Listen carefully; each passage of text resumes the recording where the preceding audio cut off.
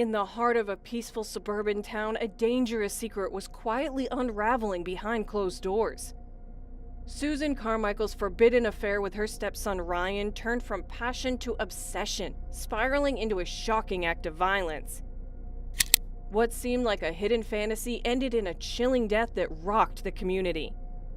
How does forbidden desire lead to such a brutal end? Susan's world took a dramatic shift when Ryan came back to Oakwood. He wasn't the same kid she remembered from years ago, the moody teenager who had left to live with his mother in the city. After his mother's untimely death, Ryan returned and was no longer that boy that Susan knew. Now he is a man, tall, handsome, with an intensity in his eyes that could unsettle anyone who crossed his path. There was something about him that immediately caught Susan's attention when he walked through the door. His presence lingers in the air, and she couldn't help but feel the electricity seeming to pulse between them. At first, Susan pushed the feelings away. Wrong, she told herself, unequivocally wrong. Ryan was her stepson, and she had raised him side by side with Alan. But these weren't just fleeting thoughts.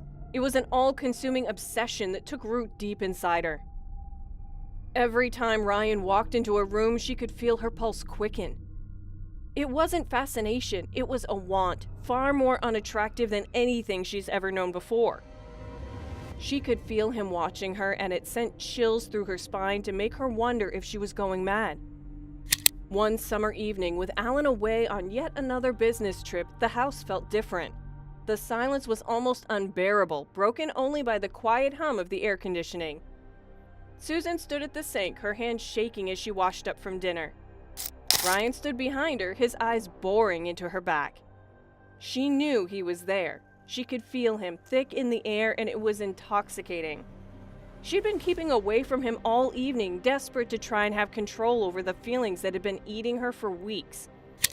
But when Ryan finally spoke, low, measured tones ripping at the walls Susan had put round her wants, it all crumpled in. "Ever wonder what it would be like?" he asked, his words hanging in the air like a loaded gun. She didn't have to ask what he was talking about. She knew.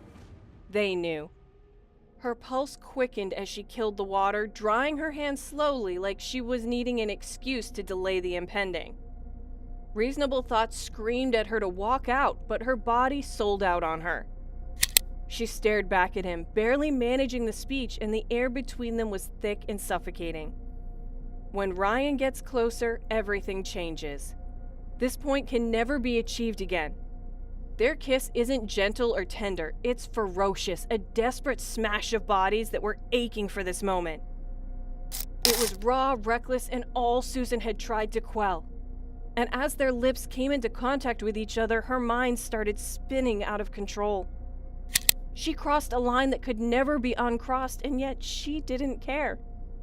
None of this mattered, right or wrong, only Ryan. The way his touch set her entire body on fire.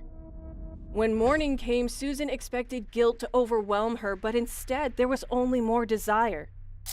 Ryan, on the other hand, was calm, almost amused. Over breakfast, he told her with a smirk, "This wasn't just a one-time thing, you know." And Susan knew he was right. The affair had already spiraled far beyond her control. What started as a forbidden attraction had now turned into an all-consuming obsession. She couldn't stop herself, no matter how much she knew it was wrong. With every passing day, she fell deeper into the affair. The thrill of sneaking around, the stolen moments, the danger of being caught, it was all exhilarating.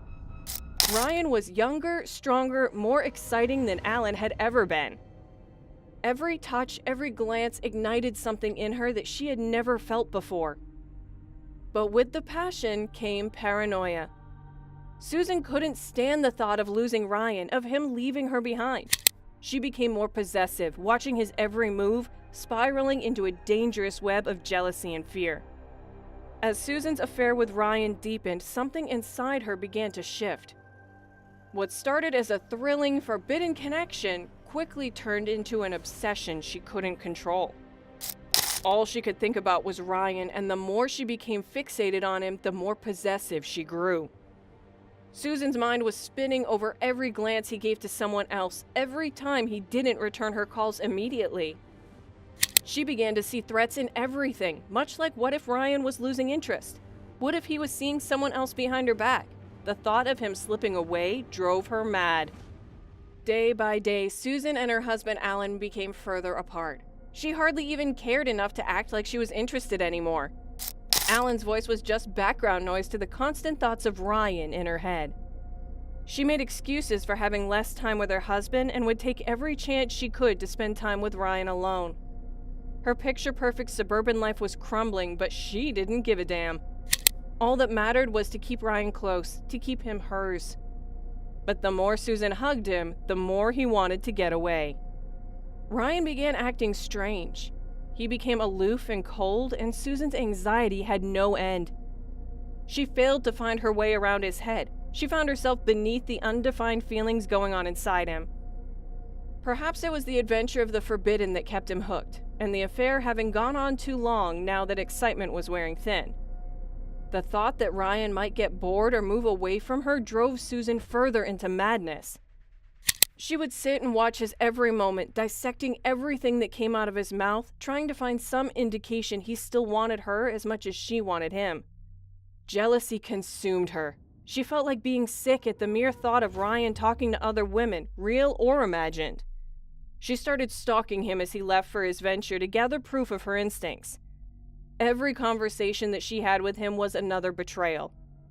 The woman who once had it all, who was so full of confidence and absolutely confident that nothing bad could ever go wrong in her life, was slowly unraveling into insecurity and desperation.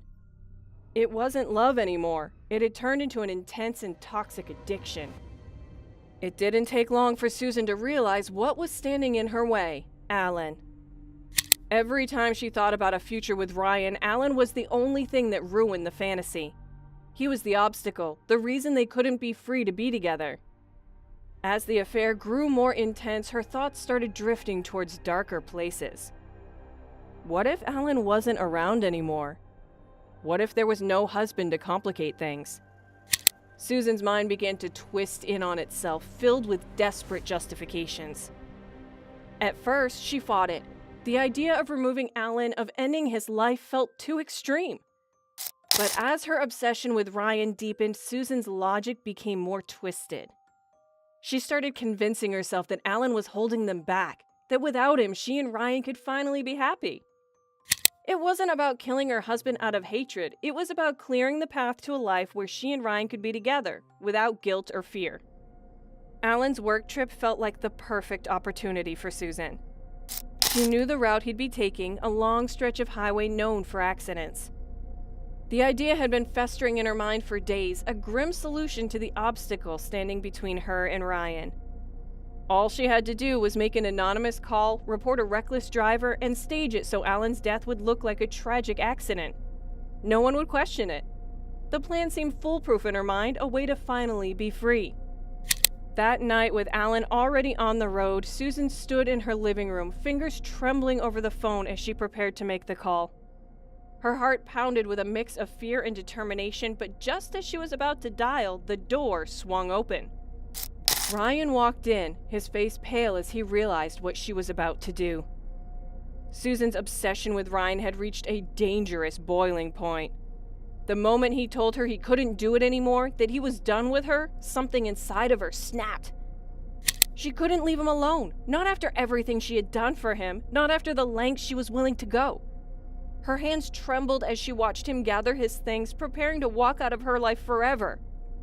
Panic surged through her, and before she even realized it, she reached for the heavy vase sitting on the nearby table. Her vision tunneled, and the world seemed to slow down as she swung the vase with all her strength, connecting with the back of Ryan's head. The sickening crack echoed through the room as his body collapsed to the floor, lifeless. Blood pooled around him, seeping into the cracks of the hardwood, but Susan couldn't process it. Her mind couldn't accept what she had done. So what are your thoughts on this? Let us know in the comments below.